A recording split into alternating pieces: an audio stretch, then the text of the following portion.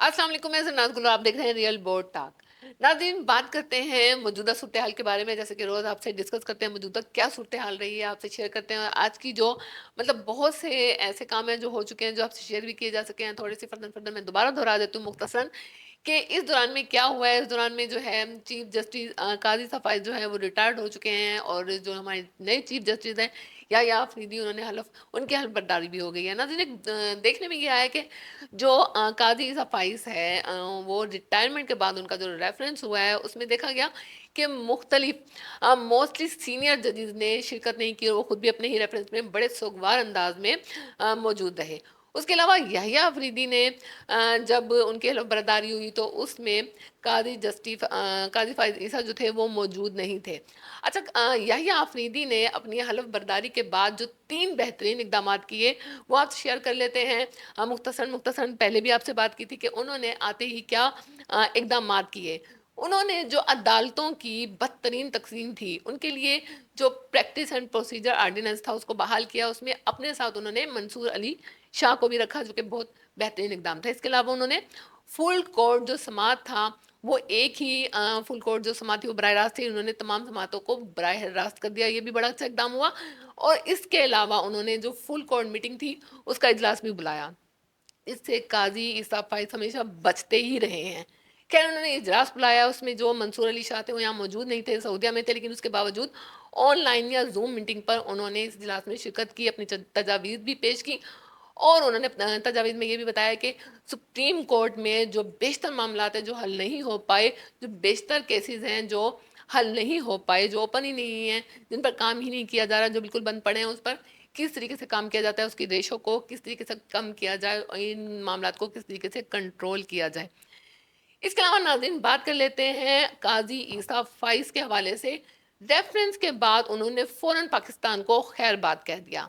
और देखने में आया जब वो एयरपोर्ट पर उतरे, जब वो लंदन गए, तो किस तरह मुजाहिरीन ने उनके खिलाफ नारेबाजी की, उनसे बदतमीजी की, उनसे तजलील और तहजीक आमेज सलूक किया। इससे साबित ये होता है कि जब इंसान rule of law, fundamental rights और ह्यूमन राइट्स से गद्दारी करता है, इनके खिलाफ जाता है, तो सूरत हाल यही होती है कि गाड़ी में रुकू की हालत में मुंह छुपाकर राह फरार इख्तियार कर ली जाए। उसके बाद हुकूमत पाकिस्तान का एक ऐलान होता है, जिस पर काफ़ी हैरानगी भी होती है कि जो मुजाहरा वहाँ हुआ है उसका जो पर्चा है वो पाकिस्तान में दिया जा रहा है। अच्छा, काजी ईसा फाइज का जो वकुआ है ये एहतजाज था, ये जलसा भी नहीं था, ये कोई वकुआ भी नहीं था, सिर्फ एहतजाज था, लेकिन इसके खिलाफ पर्चा यहाँ पाकिस्तान में दिया जा रहा है। अच्छा, एक बात और भी देखने में आ रही है कि एक ही दिन में नवाज शरीफ साहब और काजी ईसा फाइज ने पाकिस्तान को खैर बात किया, लंदन चले गए। तो क्या ये लंदन प्लान था कि एक ही वक्त में दोनों ने पाकिस्तान को खैर बात किया? क्या लंदन प्लान फेल हो गया? इसके बाद आपसे बात कर लेते हैं पाकिस्तान, इमरान खान जो हैं उनकी जो बहनें हैं उनकी गिरफ्तारी हो गई थी, फिर बाद में उनको छोड़ दिया गया, उन्हें पाकिस्तान इमरान खान से मिलने नहीं दिया जा रहा था। लेकिन अब अलीमा खान जो हैं उनकी मुलाकात इमरान खान से हुई। उन्होंने बाहर आकर इमरान खान का जो मौक़िफ़ था वो बयान किया, और अचानक ही मंजर आम पर आई, और उन्होंने ये बताया कि इमरान खान से मुलाकात के दौरान इमरान खान ने बताया कि मुझे जो 10 दिन के लिए 6 बाय 10 की चक्की में एक छोटे से कमरे में जो बंद किया गया, ये किसी भी आइन में नहीं है, ये कानून की खिलाफ वर्जी थी, ये ह्यूमन राइट्स की खिलाफ वर्जी थी। किस कानून के तहत मेरे साथ ऐसा किया गया? मेरी बिजली बंद कर दी गई, क्यों?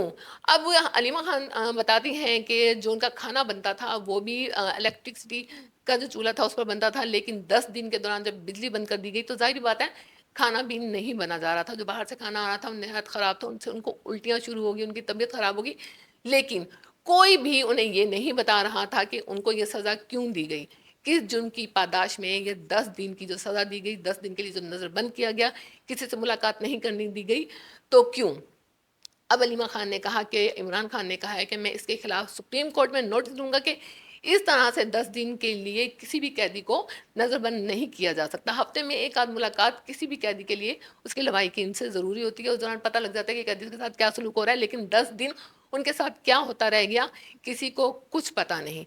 इसके साथ ही उन्होंने कहा कि सुप्रिटेंडेंट और डिप्टी सुप्रिटेंडेंट के खिलाफ भी मैं केस दायर करूंगा, क्योंकि उन्होंने मेरे साथ जो सलूक भी रवा रखा, अगर उनसे पूछा जाता था कि ऐसा क्यों कर रहे हो, तो जवाब मिलता था کہ جناب اوپر سے آرڈر آئے ہیں، اوپر سے آرڈر آئے ہیں یا نہیں آئے ہیں، لیکن انسانی حقوق کی خلاف ورزی نہیں کی جانی چاہیے۔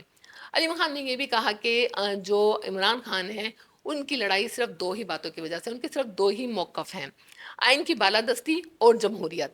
اب اگر سننے میں آتا ہے، بعض افواہیں سننے میں آتی ہیں، پرسپشن سننے میں آتی ہے، بعض دفعہ کہنے میں آتا ہے، سنا جا رہا ہوتا ہے کہ عمران خان نے ڈیل کر لی۔ تو علیمہ خان کا یہ کہنا ہے کہ عمران خان کا جو موقف ہے وہ ان کی دو ہی باتیں ہیں، آئین کی بالادستی اور جمہوریت۔ تو وہ یہ کہہ رہی، انہوں نے کہا کہ اگر عمران خان ڈیل کرتے ہیں تو سوچنے کی بات یہ ہے کہ وہ کس چیز پر ڈیل کریں گے، آیا آئین کی بالادستی پہ ڈیل کریں گے یا جمہوریت پر ڈیل کریں گے۔